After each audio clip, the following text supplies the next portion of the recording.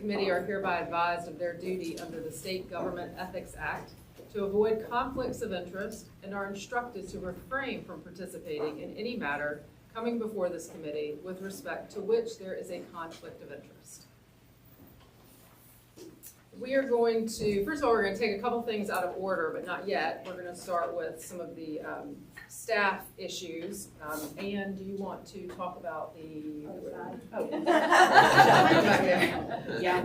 Talk about the trust account audits? I don't know, can y'all hear me okay? Usually I can. Good morning. So audits for the third quarter were conducted in judicial districts 24H and 40. District 24H was last audited in 2019. That's High Point area, by the way. District 40, which is Asheville, was last audited in 2017. 8 audits were conducted in District 24H. 38 audits were conducted in District 40. The two most common rule violations were that 41% failed to identify the client and source of funds when the source is not the client on the original deposit slip, and 39% failed to maintain images of cleared checks or maintain them in the required format. Audits for the next quarter will be in Judicial District 3, composed of Pitt County, and Judicial District 10, composed of Wake County.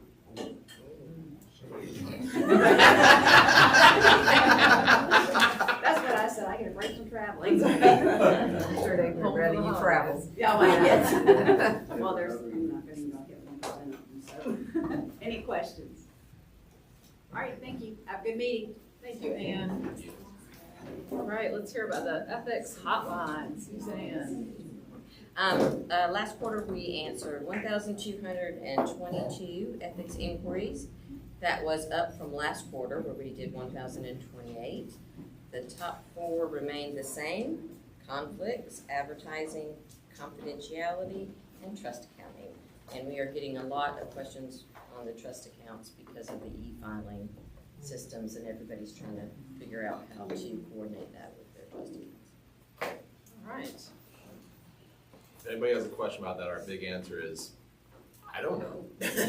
No, but really, please direct the folks to us because I think there's some nuances there. It's an important thing with the development of e-courts. All right, next we'll move on to Brian talking about the ethics presentation which you all have done. So we had 13 amongst us. You can see the different presentations in your materials. Happy to go out there. This is a busier quarter, I think, than normal, but we're happy to go out there. If you all have different organizations or what have you that you need an ethics hour, we are ready to come out and be a good face for the bar. I think that's one of those things, again, that we always try to emphasize. We protect the public by offering a preventative measure of education before we get to those different decisions. So please do keep us in mind if the need arises. Can I add one thing to that? We took advantage of your kind offer earlier in the year. I guess Alan, you and I talked about perhaps doing a session at Parker, which we did a couple months ago, and we had 80 people sign up for one. Almost all of them attended. The folks in our Raleigh office attended virtually. When Charlotte obviously attended in person, it was fantastic. 2-hour-long session, and having somebody live is so much better than watching a video. People engage, asking questions.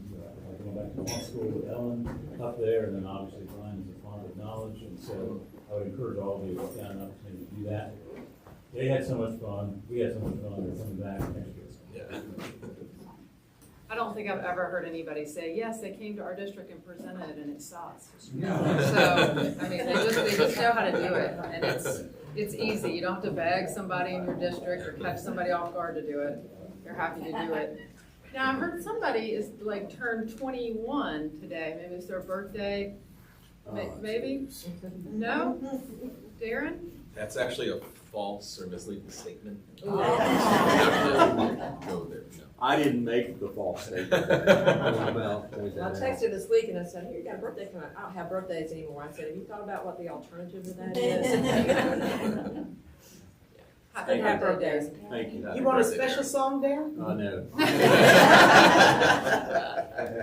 Only if it's Aretha Franklin. Can't help you with that. She can do All right, this is where we're gonna pop one thing out of order. We're actually going to go on the last page of your agenda and deal with proposed 2022 FEO4 about overlapping billing.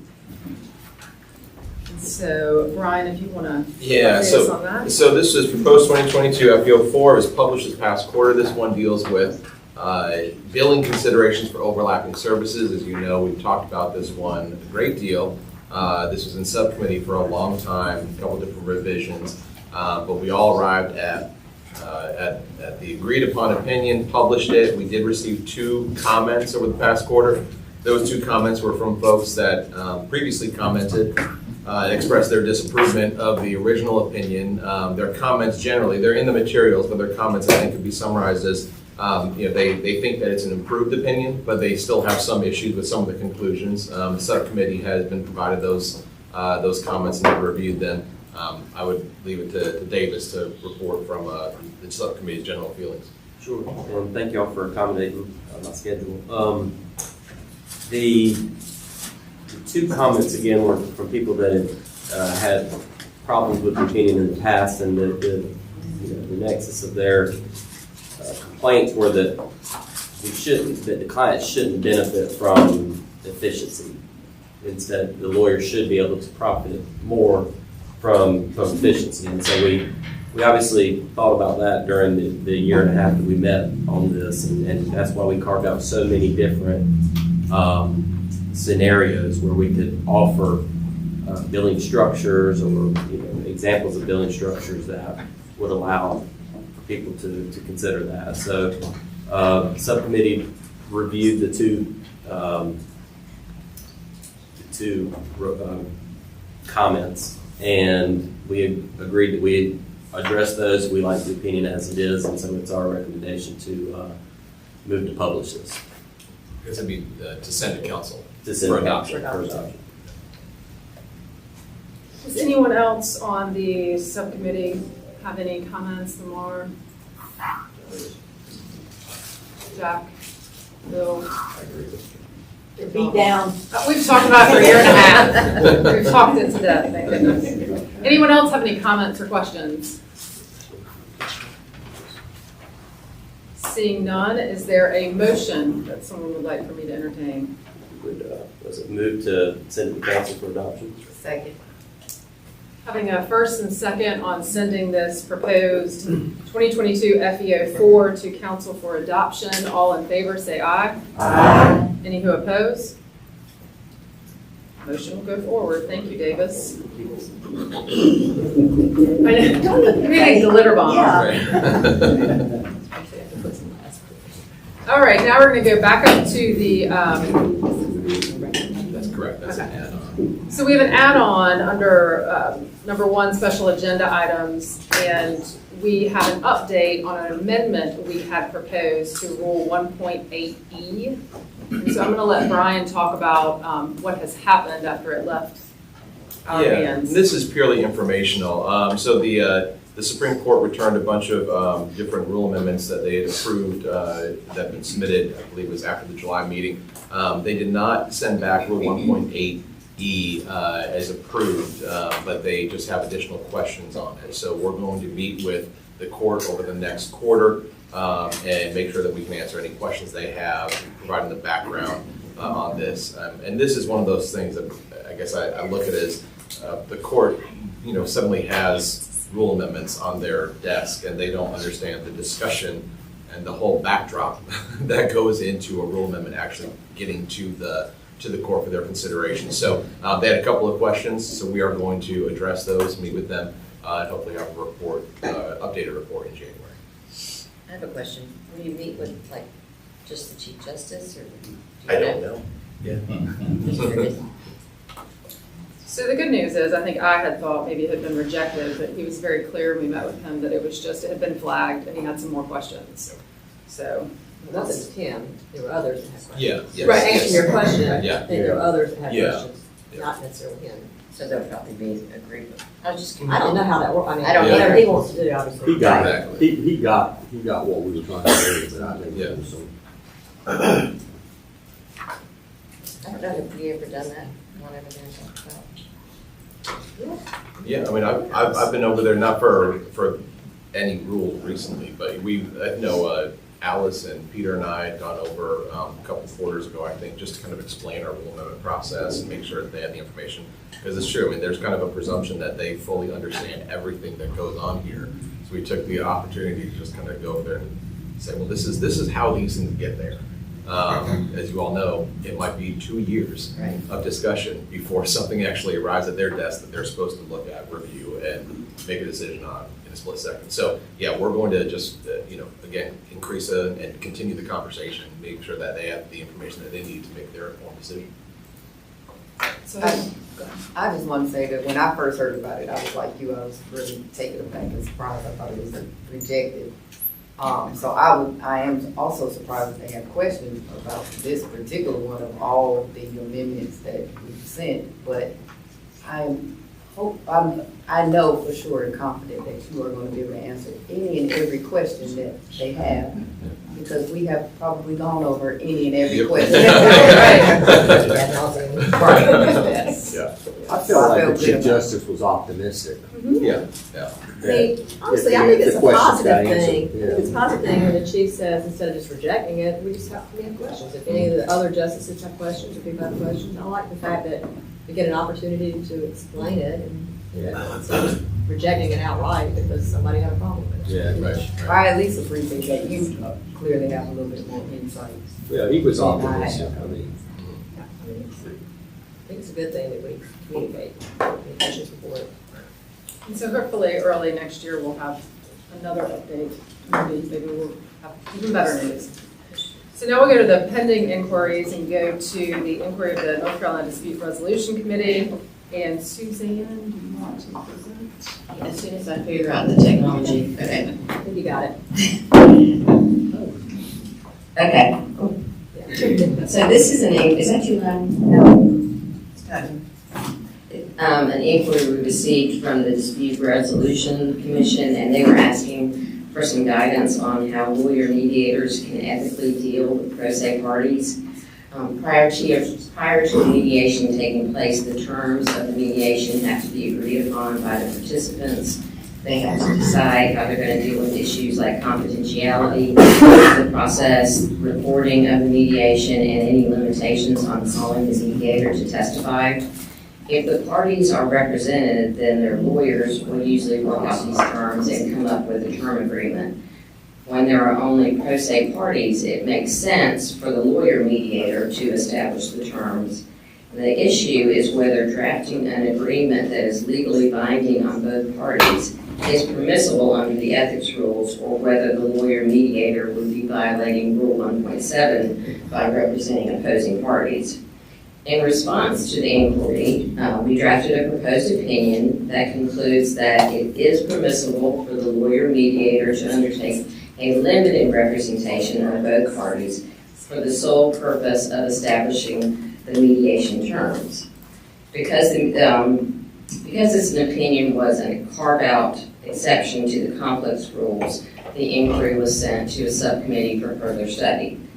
At the first subcommittee meeting, the inquiring lawyer from the DRC reported that the conclusion of our proposed opinion conflicted with the rules of the DRC.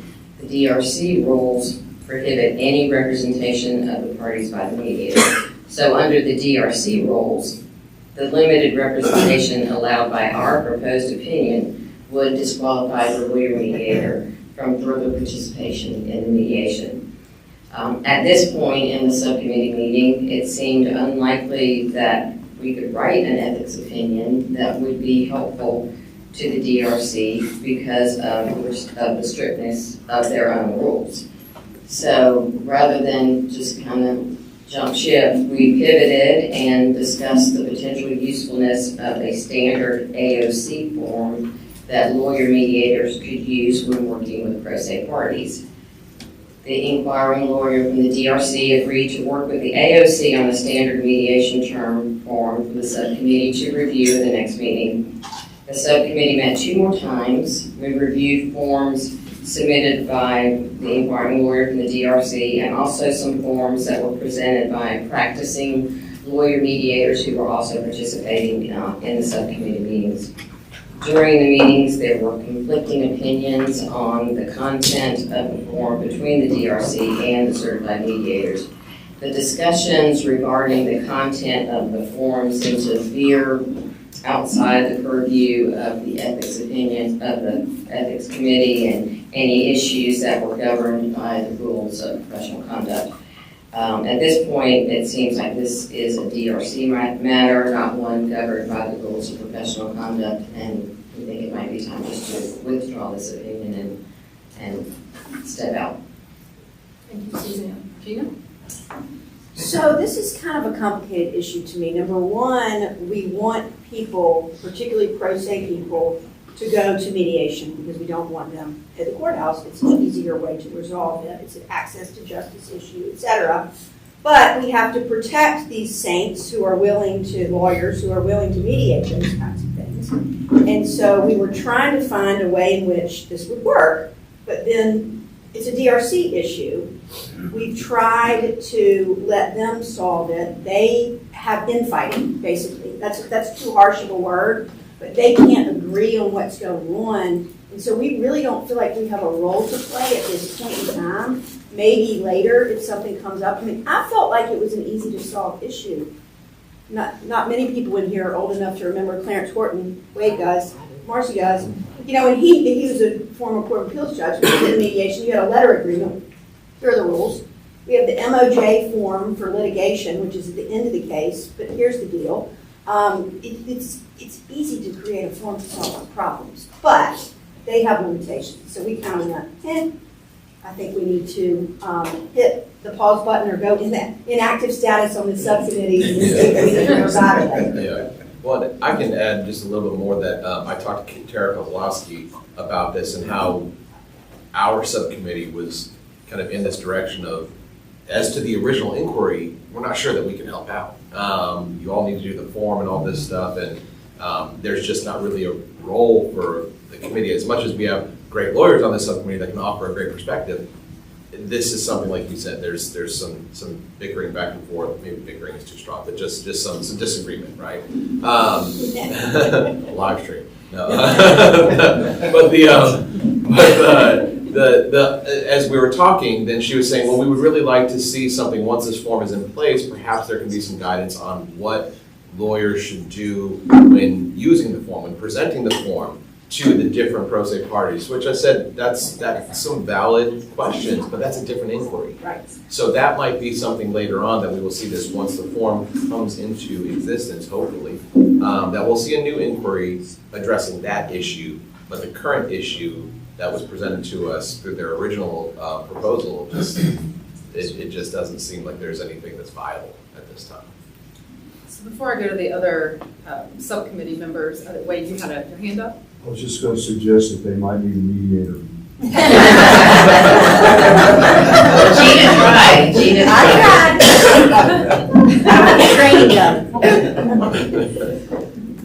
Judge Bell, Judge Bell, Mar, Ashley, Asar, any other comments from that subcommittee? No.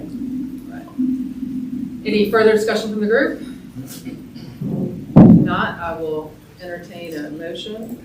To disband, what is the motion? I'd say, You're not a failure. I'd say the question would be to whether to withdraw the inquiry. Okay. I would move that we withdraw it. Thank you. Is there a second to that motion? Thank you. So we have a first and second to withdraw this inquiry. All in favor, say aye. Aye. Any who oppose? So moved. Thank you all. Next, we will go to fee agreements, and I think Suzanne, you will present. This is me again. I hope everybody had a chance to look at the minutes in the agenda because there's kind of a lot going on. I'm not going to go into all of that detail here. This was an inquiry submitted by Lawyers Mutual, but it actually involves an estate planning law firm.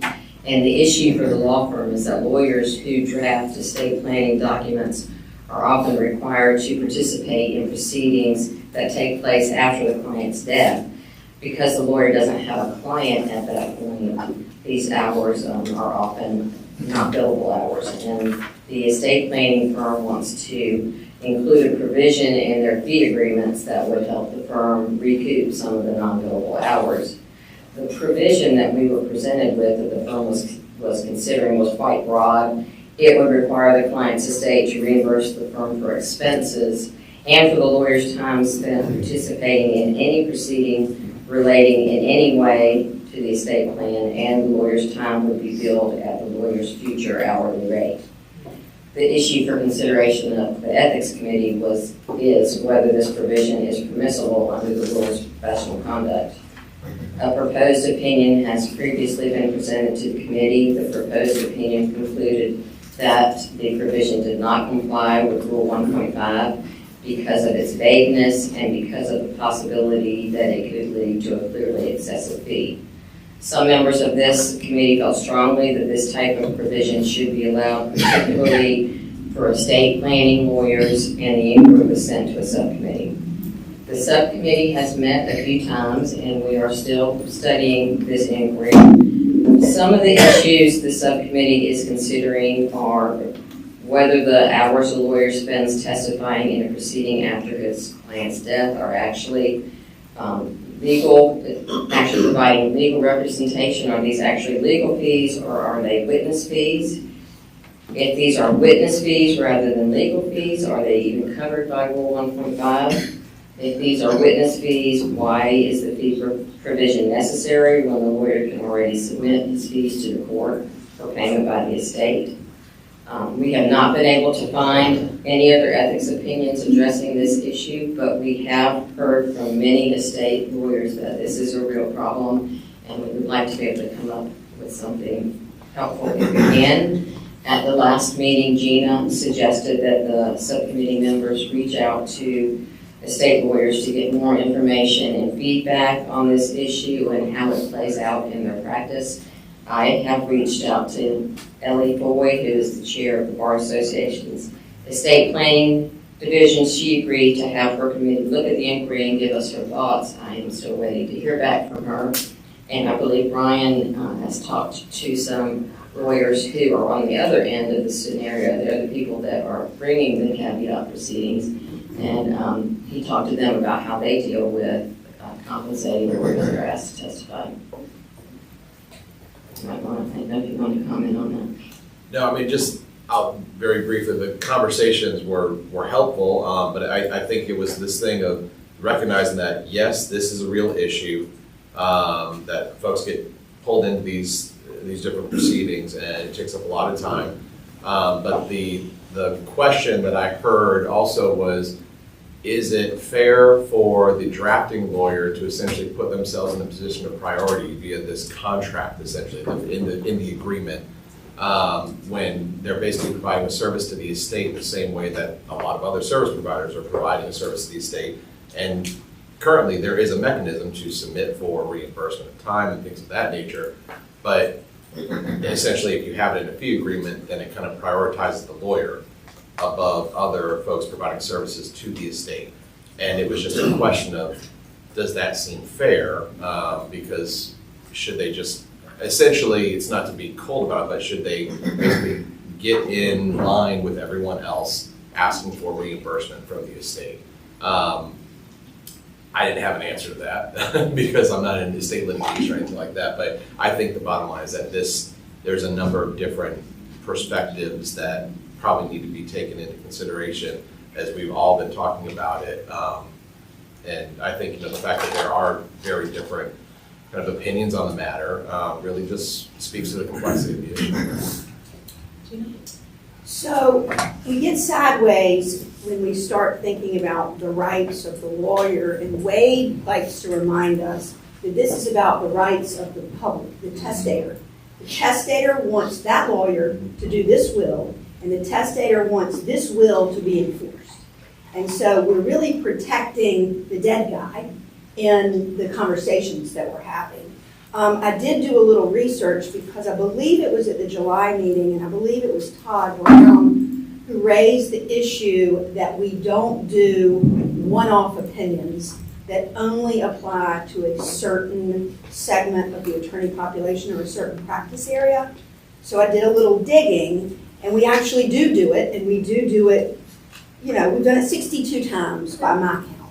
So while I hear what Todd's saying, that, and Heidi wants us to expand this and talk about family lawyers, because she's been, why don't you tell them what you've been doing? That's not exactly how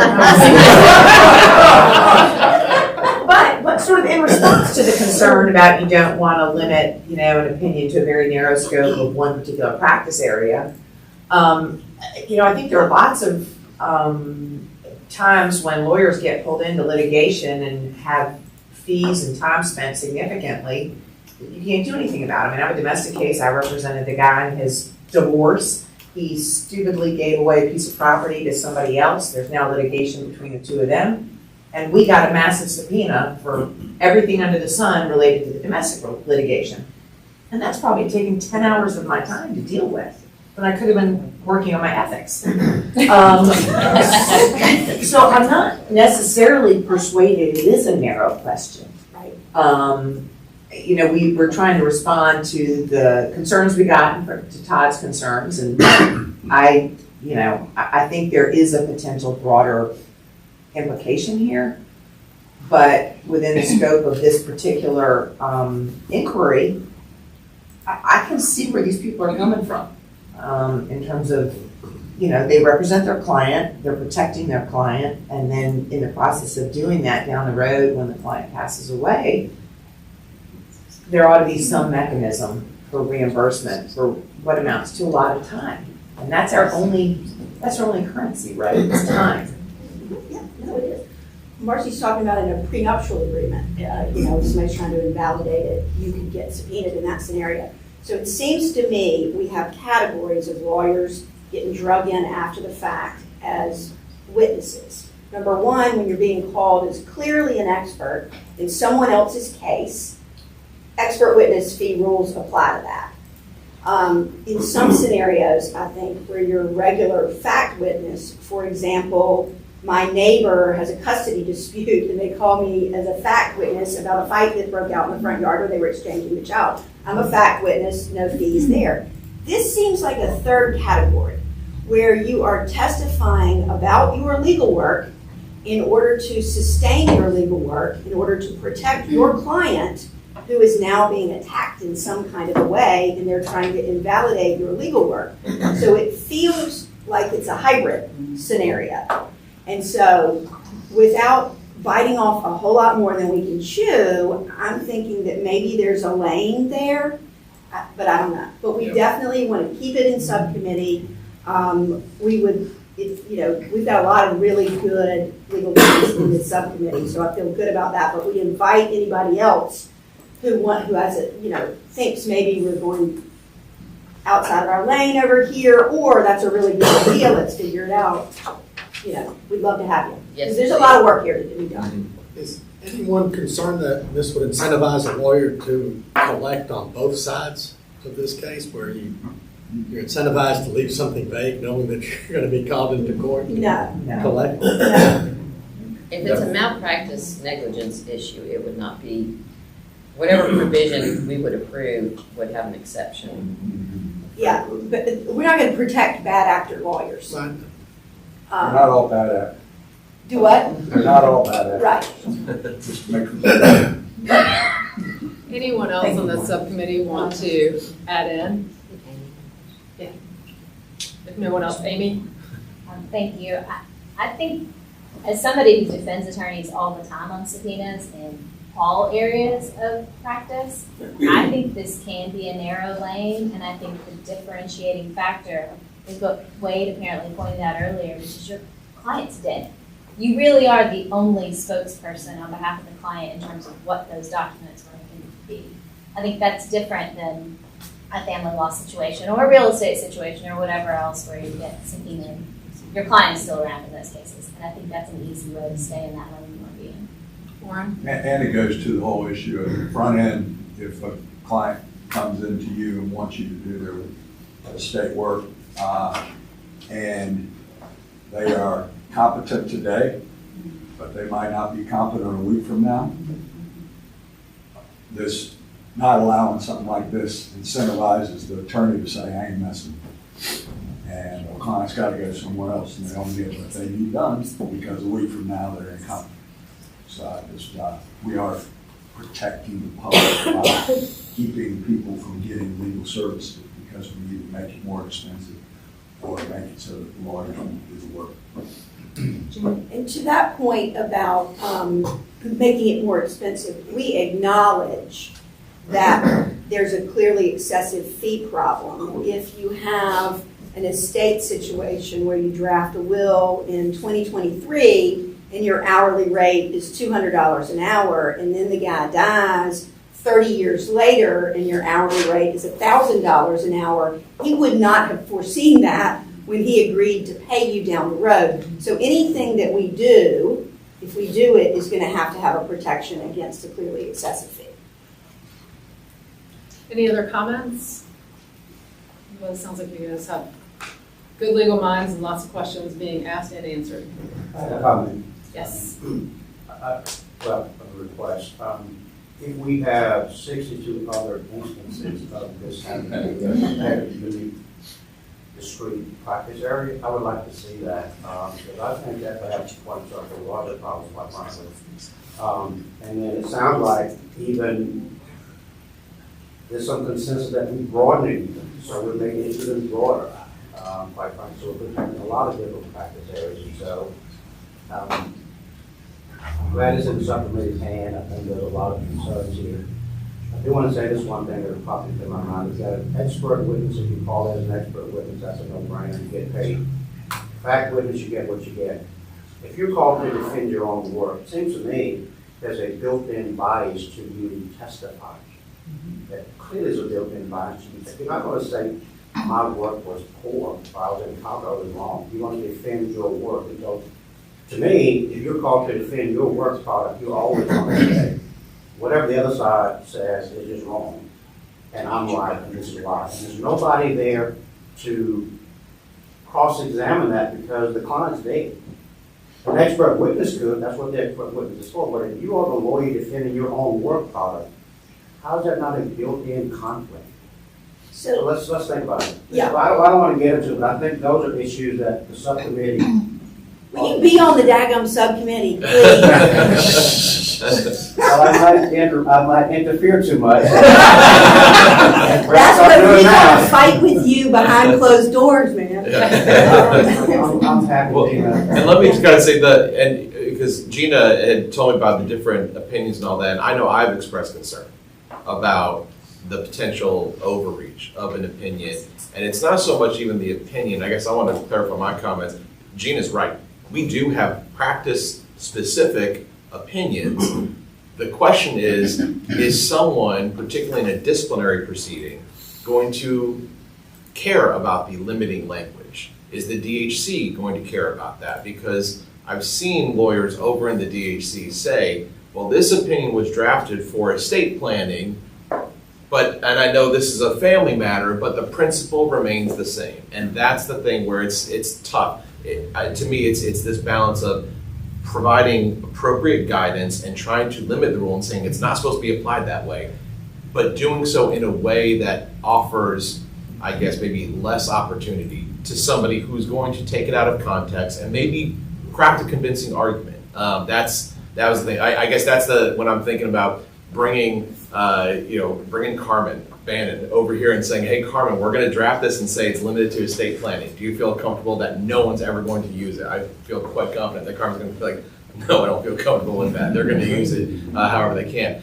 But I think you're right to Amy's point. This is where you get into distinctions, right? How do you distinguish this scenario from others? Is there a pathway there? Because you're talking about the client has passed, they're unavailable. Is that a pathway? I don't know. I think it's worth exploring to thoroughly get through all this stuff. So yeah, there are practice-specific, a lot of our opinions are practice-specific. It's the question of how they're used, and are we essentially equipping somebody with a principle that when taken out of the opinion is still a convincing thing to maybe allow something that we didn't intend. that's the balance in my head. Are we not assuming that every caveat is frivolous? I mean, what if there's something there? The client's dead, he can't offer instruction. Just food for thought. Well, and that, I will say, that's something else that the person at the lawyer I was talking to, who was saying that, this, having the agreement, very well may be the appropriate thing, but also it takes it out of my hands, if I'm the executor, from even being able to evaluate whether or not this was a legitimate thing. Like to your point, and that was something that she had brought up, that this question of, maybe it's not bad work, it's not negligent work, but maybe it's not the best. And so maybe it's something that that I'm seeing, and do I feel like this client actually was well served by how you drafted it and now how I need to pay for you to defend your work. And I don't feel like I have the discretion, whereas in the normal course, you would apply and I, the executor, have the discretion in the interest of the estate to pay or not pay or reduce a fee, and it ultimately has to be approved by the clerk as well. And so it's kind of she was emphasizing there are current safeguards in place that she thought were sufficient, while also recognizing, yes, this is an increasing problem because people are bringing more and more challenges, and it is unfair. So, she was just this kind of, that's a tough one, as everyone else, but still, it was just different perspectives. We will look forward to your answer in 2025. So it sounds like your motion is to keep this in subcommittee. Yes, ma'am. So moved. Is there a second? Second. All in favor of the motion to return this inquiry to subcommittee, say aye. Aye. All who oppose? Go back to sub.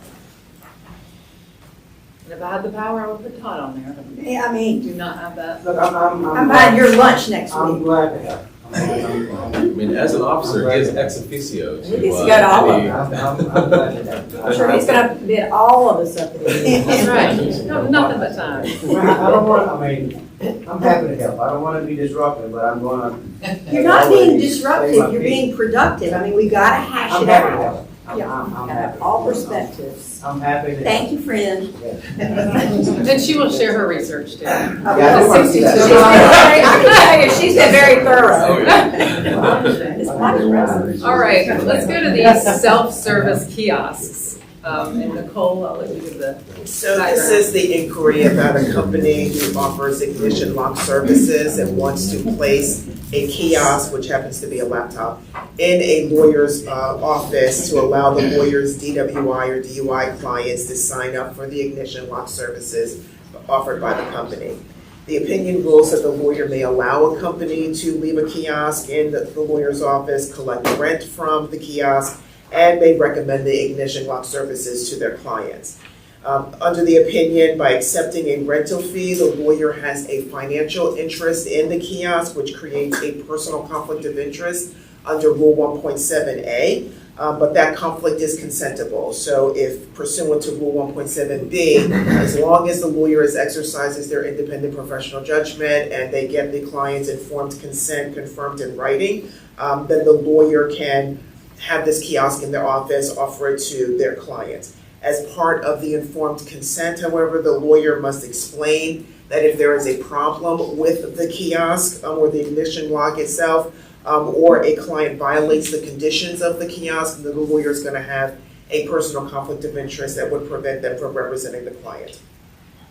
The opinion also permits a lawyer to receive a referral fee. And this was an issue that the subcommittee talked about a lot, and a lot of the subcommittee members did not like the idea of the lawyer accepting a referral fee, but there's nothing in the rules of professional conduct that prevents them from accepting a referral fee. However, the ignition lock service must be in the best interest of the client before the lawyer can make that referral, and the lawyer has to exercise their own professional judgment, and then again, the client has to give informed consent confirmed in writing. So the opinion also finally rules that the lawyer may participate in the company's advertising and marketing campaign, provided that the lawyer follows Rule 7.4 on intermediary organizations.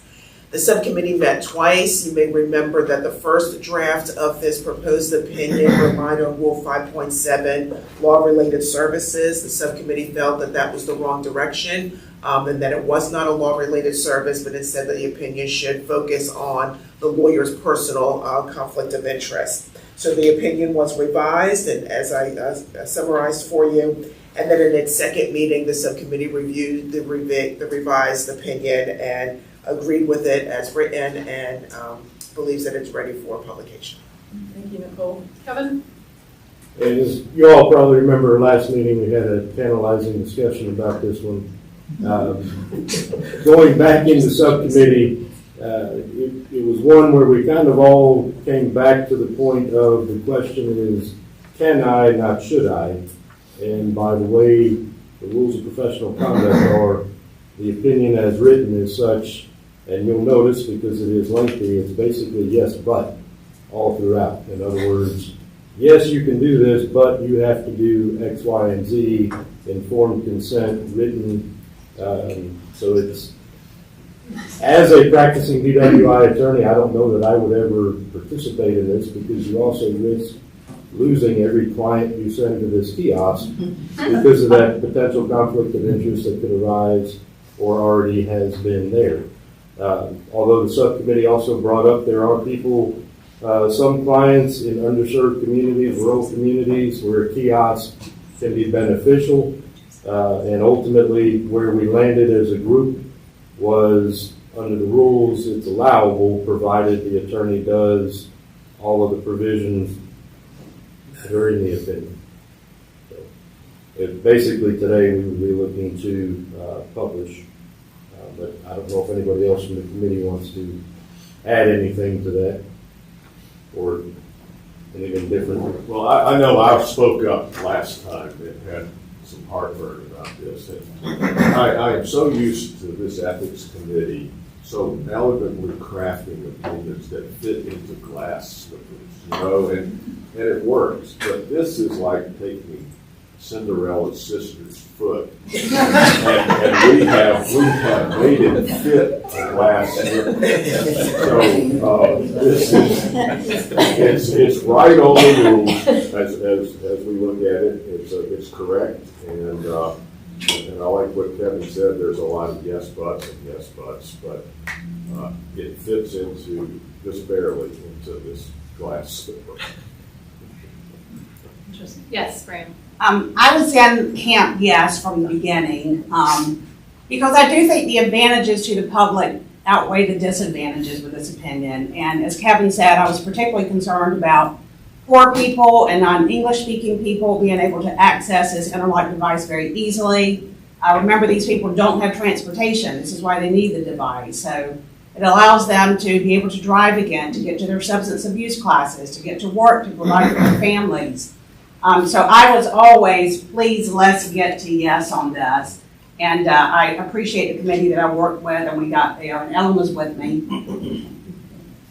Excellent. Yeah, we got to yes with a bunch of buts. I think the informed consent but is key. I think that, Nicole, the way you explained what is required for the consent to be informed and the way you wrote it so well in the opinion is really important. I'm going to ask a question about how this works. So the client signs up for the ignition lock at the kiosk. And if the client, I guess they have to blow to be able to drive, is that what happens? And if they blow and they can't drive, that gets reported? Yes. So if you have a client that is using that kiosk and they blow, and who does it get reported to, the court or? Reports to the monitoring system. To who, I'm sorry? To the monitoring service. So then would you automatically want to challenge that report or? Not necessarily automatically, but you definitely have that ability. And by the way the opinion is structured under the rules, if you're, especially if you've got a client that needs the interlock, either they've blown really high or they're in other issues, and they're probably going to be a client you've had for a bit. If they have this problem, you can't represent them at that hearing. And that's where I was saying, I think the opinion as it is allows it based on the rules. And as Fran said, I think it does serve the public. As an individual attorney, I think it's more likely than not that if you practice in the DWI practice area, you're going to avoid this kiosk because It's gonna conflict you out. you're putting a conflict of interest in your lobby, basically. I don't have as much of a problem with kiosks, I don't like it. I have a real problem, I just can't believe this doesn't violate getting kickbacks from organizations, because this is gonna apply just to the airline. It's gonna apply to alcohol assessments, which is a huge industry in North Carolina. It's gonna apply to strand devices, which are ankle bracelets, which are similar in technology, but they're not the same thing. And it's gonna become this I know these interlock companies, there are 4 of them now in North Carolina. And I suspect, based on other work I'm doing, that we're going to soon, there's going to be an effort to encourage the interlock in more cases. So it's not just going to be a 0.15. There's a push, frankly, for all DWI convictions. And I appreciate the opinion and metaphor here. I just can't believe that we're allowed to take kickbacks from these referral organizations. An assessment, there's never going to be a conflict on that. But this involves D&D, because the data goes to D&D, so there could be a revocation, suspension resulting of having a positive load, and extension of the revocation. This could also be a condition of the court as a suspended judgment, which could be putting your client in a position of going to the claim, going to jail for non-compliance with judgment. These things could be part of family law issues. Monotech's coming out with a new device in the next couple of months. Gene and I have worked on one of these where someone blows into the device for compliance to show that they're not consuming alcohol during a period of visitation. So you could have a contempt proceeding on this, you could have a child custody proceeding on this, and the whole time, yes, it's in my best interest of the client, but under the kickback, and these people are paying big dollars for these things. Some of these things are $75, $100 a month. Some of them, the ankle bracelet, are not the ankle bracelet, the portable one is $10 or $12 a day. And so, I don't see me doing it, but I just can't believe that this, of all the different things we talk about fees, I can't believe that we're allowed to profit off of this. So. I want to clarify though that this does create a conflict. So in that way, it does violate the rules. Mm-hmm. It's just that with the appropriate disclosures and so forth, that this conflict can be waived. And of course, there's some sort of potential issue down the road. And this is where, when we were drafting the opinion, I think we all had a kind of similar feeling the subcommittee had. To Evan's point, we're shoving a larger foot in this glass slipper. It just, or I think, as you eloquently said last time, the camel had its nose in the tent. So he's a rag girl wrestler. So Bill's point. Yeah. This way. Right, but this camel's head is in the tent. Right. Now. Well, but to that end, this has already been the state of our ethics opinions for over a decade. Because we have these other services that lawyers can provide that have been addressed before, whether they were accounting services or what. I'm failing to remember the different services that are addressed in the opinions. But it's insurance and stuff like that. And it was kind of does it create a conflict? Yes. And that conflict would say, no, you can't do it. But it's a yes, but.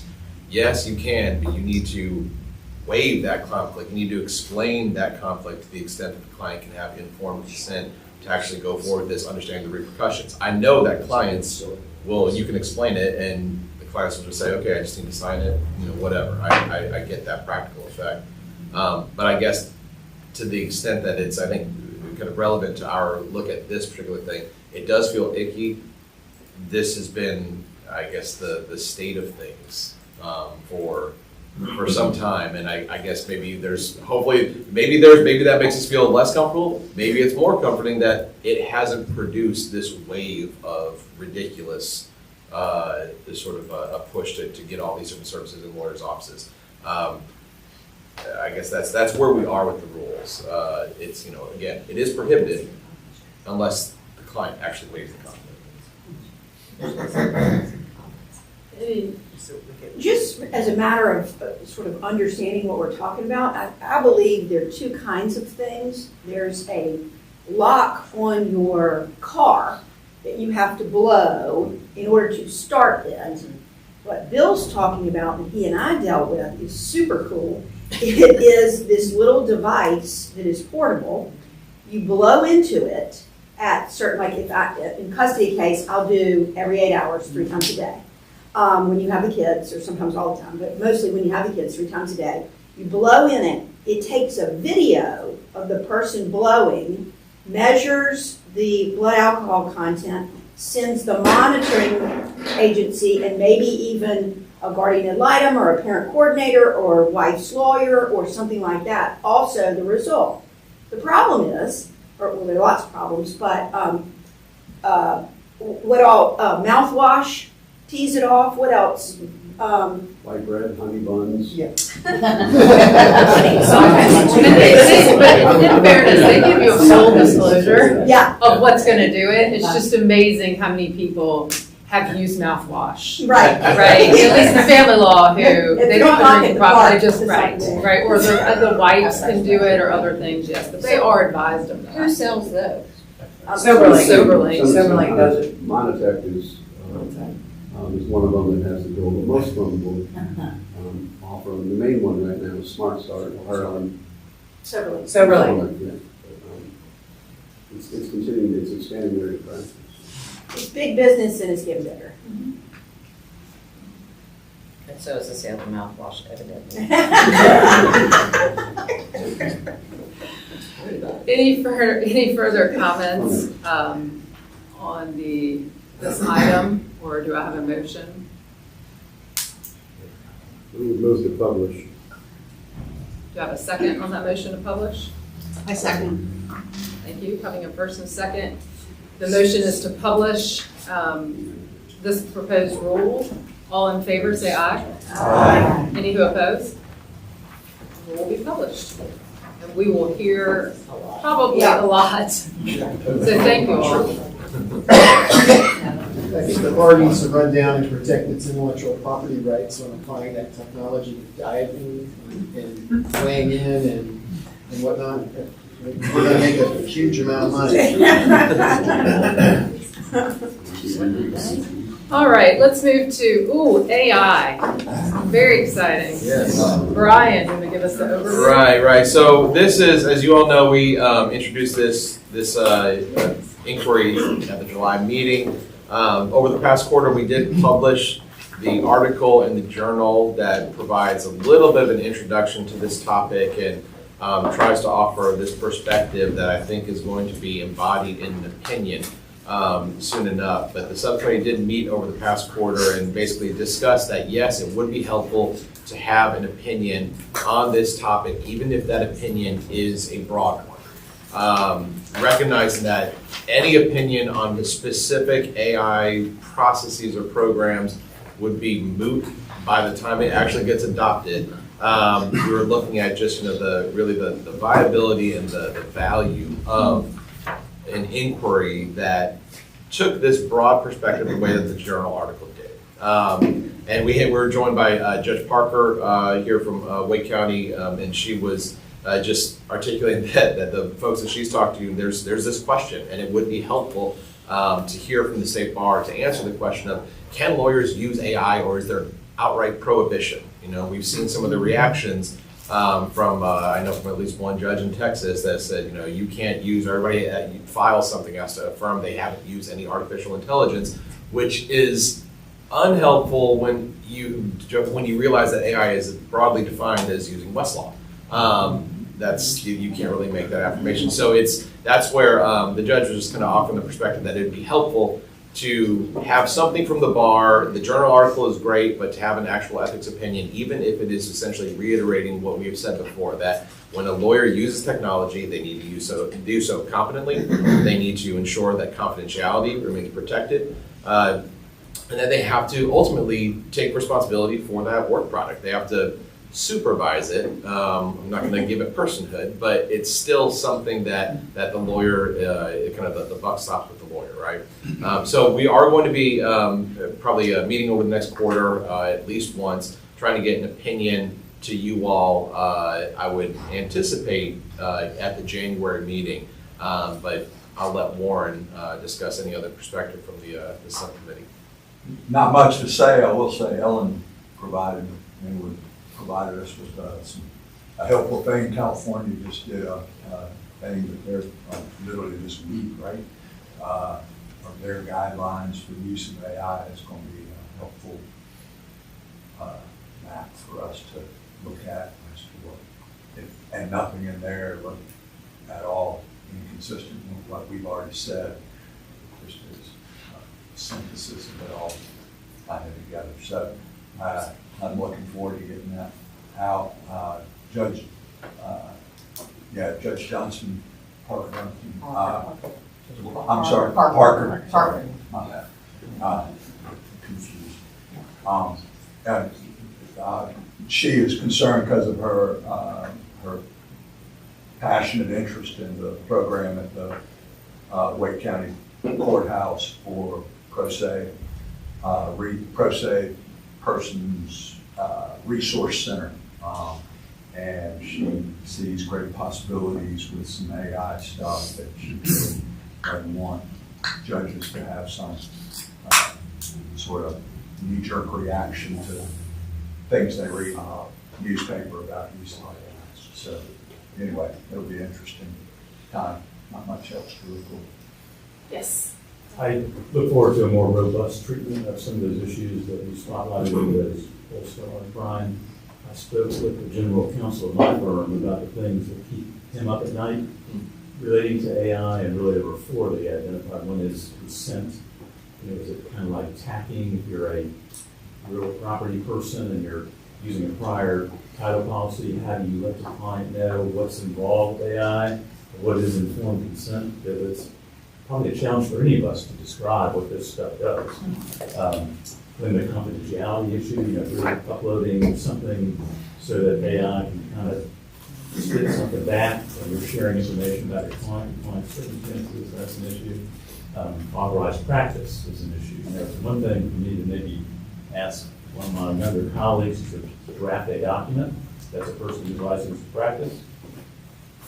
Query whether whatever AI system you're using is qualified practice law, and then the last is compensation. You know, how do you bill for this technology? If it compresses into a very short period of time what your firm used to bill lots of time for, that's a practical issue. Yeah. Those are just some things to kind of bear in mind. I know they're already at your top of your list, but. Yeah. Well, I'll tell you, I had a presentation on AI just, I guess 2 weeks ago at the Bar Association privacy section. And a lot of those things we were kind of getting into, you know, talking about these different considerations. And I think one of the things with confidentiality is, I think where really it benefits us to have a very broad opinion. Just in the past, I guess 2 weeks, you know, ChatGPT is the one that everybody's been talking about, right? That's the headlines, that's the public resource. Well, then they started licensing their program to different businesses, so you could have a ChatGPT kind of based program that's specific to your business. But there was still a question of, is this program actually sending my information back to the big ChatGPT to train on and learn from and so forth? So there's still confidentiality.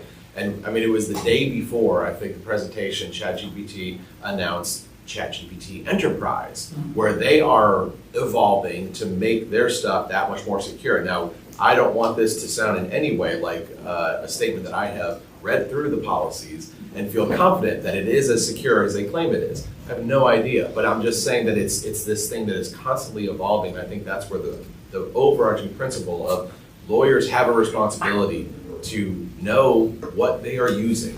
You know, if they're using cloud storage, if you're using somebody comes up to you and says, I've got a bunch of servers in my basement, I promise it's secure, versus going to Microsoft or something like that and feeling confident based upon the user agreements and just the reputation. It's a different sort of analysis, right? But in that same way, I feel like, you know, the opinion will hopefully be an effective one and a helpful one for folks to understand, what do I need to look into? Because this AI stuff, it's not like we have some clear, there's, you know, Amazon services, there's Microsoft, there's Google. You know, it's not that. It's a whole bunch of things that we've never heard of, and they keep on developing. So hopefully we can equip lawyers with just at least the questions that they need to ask. One other thing, I spoke with Ellen before our meeting and shared with her some of these things. She reminded me that there's an educational element here. let you speak to that, so you're under law school. No, and I mean, I don't know that this is a question for the State Bar, but I think it's a question Craig and I were talking about is, once we get there, we spend a lot of time in legal education thinking about who's going to train the young lawyers. So the associates at Craig's firm that used to write spend 4 years practicing. That's going to all be done now in a different way, learning how to practice, right? And so who is going to be responsible for that education? Is it going to be the law schools? Is it going to be the firms? How are the firms going to adapt? How are we going to adapt? I think it's a big question. And who's going to pay for that education? But again, maybe not a question for this group, but something we're thinking about a lot. Yes. Yeah, just to add to the course of the need for an opinion, I read just this past week, I think, that China has raised like $500 million to develop and launch an AI program to rival ChatGPT for OpenAI. And so when we're talking about issues of confidentiality and security, need I say more, right? So, yeah. Well, I will be impressed when you have a rule in just a couple of months, maybe, what you say. What you say. I know. That's right. Right. It's a death to say that, you know that. I know. That's okay. All right, so it sounds like this needs to go back to subcommittee. Is that what your motion is? I just thought, thinking how long it took us to get to the overlapping legal services thing, and your question, Craig, about who gets the efficiency, the benefit of the efficiency. I'm realizing we're going to have to really make sure we're consistent with what we're about to publish on that issue too, on this AI. And so is there a second to return that item to subcommittee? Thank you. So the motion on the floor is for the AI to return to subcommittee. All in favor, say aye. Aye. All who oppose? All right, excellent. Madam Chair, Well, we have this one. meeting ought to be a standing subcommittee. Well, we have one final topic. Yeah, we have one final topic, so I'm not going to take a break. We're just going to go ahead into the use of a lawyer's trade name. Nicole, I'll let you.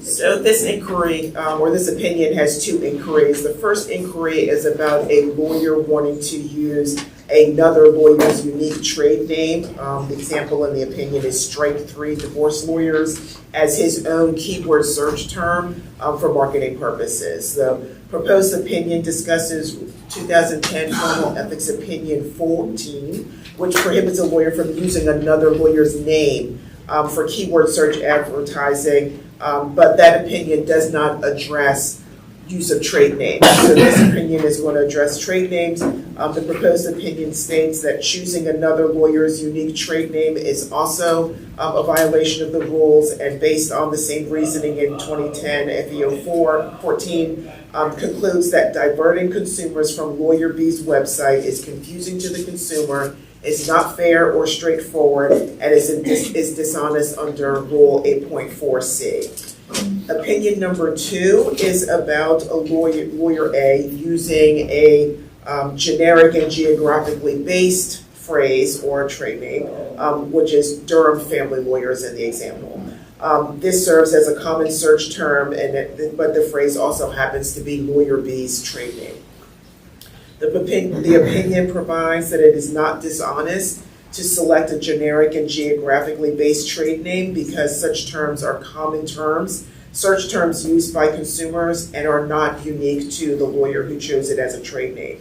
The opinion further explains that to prohibit the use of common search terms would hinder the ability of all consumers seeking legal services to discover all the available options. So it would prohibit the public from finding all the lawyers that in Durham who handle family law. And it would also result in lawyers rushing to register the most common and basic geographic and search terms in order to freeze out their competitors. So again, would limit the public's access to the number of lawyers available to represent them. The opinion therefore concludes that Lawyer A can use Lawyer B's trade name in keyword search advertising campaign if the trade name includes common and generic terms.